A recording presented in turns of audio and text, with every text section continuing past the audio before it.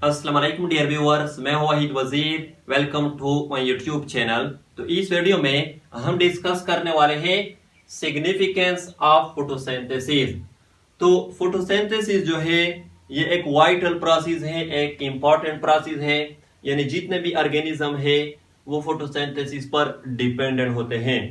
जो photosynthetic organism है वो डायरेक्टली फोटोसिंथेसिस प्रोसेस पर डिपेंडेंट होते हैं, और जो नॉन फोटोसिंथेटिक ऑर्गेनिज्म है वो इनडायरेक्टली फोटोसिंथेसिस प्रोसेस पर डिपेंडेंट होते हैं। तो फर्स्ट सिग्निफिकेंस है photosynthesis and plant metabolism.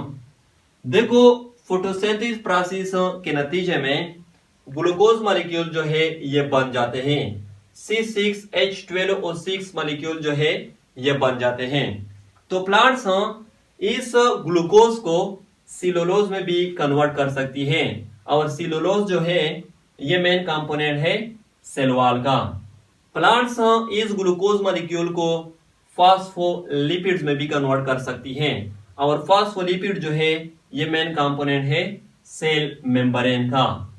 Plants इस ग्लूकोज मॉलिक्यूल को प्रोटीन्स में भी कन्वर्ट कर सकती हैं, और प्रोटीन्स भी मेन कंपोनेंट है सेल मेम्ब्रेन का। और बाज बुक में तो ये भी लिखा होता है कि प्लांट्स इस ग्लूकोज मॉलिक्यूल को न्यूक्लिक एसिड्स में भी कन्वर्ट कर सकती हैं। सेकंड सिग्निफिकेंस है फोटोसिंथेसिस एंड एनर्जी।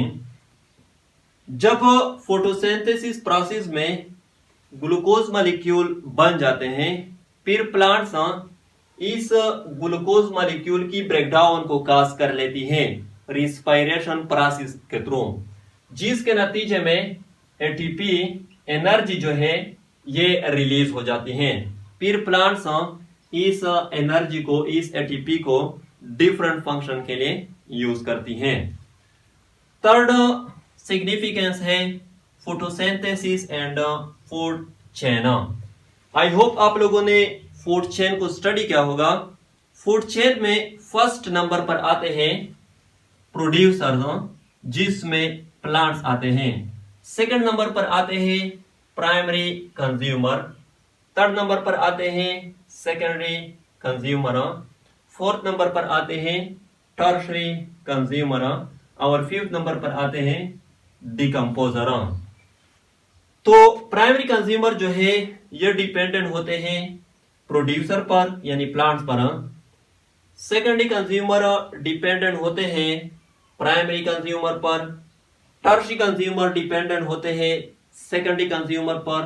डिकम्पोजर जो है ये डिपेंडेंट होते हैं dead bodies of plants and animals पर। तो जब फोटोसिंथेसिस प्रोसेस जो है ये स्टॉप हो जाए, फिर ये प्रोड्यूसर जो है यानी प्लांट्स ये खत्म हो जाएंगे। जब प्रोड्यूसर खत्म हो जाएंगे, फिर प्राइमरी कंज्यूमर भी खत्म हो जाएंगे।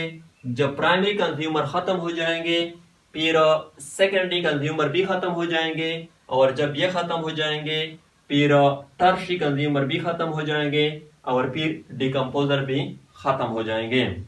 तो मेरा कहने का मतलब ये है कि फूड चेन जो है ये फोटोसिंथेसिस प्रोसेस पर डिपेंडेंट है।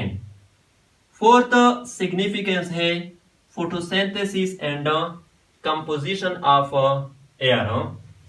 देखो, animals, plants and micro organism, इन सब में रिस्पायरेशन प्रोसेस होता है, जिसके नतीजे में कार्बन डाइऑक्साइड रिलीज हो जाता है टू एटमॉस्फेयर। और इसी तरह फॉसिल फ्यूल्स की कंबस्शन के नतीजे में भी कार्बन डाइऑक्साइड जो है ये रिलीज हो जाता है टू एटमॉस्फेयर।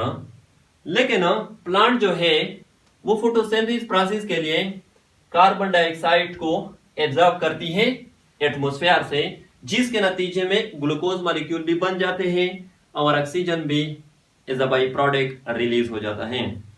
तो मेरा कहने का मतलब यह है कि फोटोसिंथेसिस प्रोसेस जो है ये कार्बन डाइऑक्साइड और ऑक्सीजन की लेवल को मेंटेन रखता है एटमॉस्फेयर में। यानी फोटोसिंथेसिस प्रोसेस जो है ये ग्लोबल वार्मिंग को प्रिवेंट करता है, ग्लोबल वार्मिंग को प्रिवेंट करता है। तो ये थे significance of photosynthesis. I hope आप लोगों को वीडियो अच्छी लगी होगी। Thank you.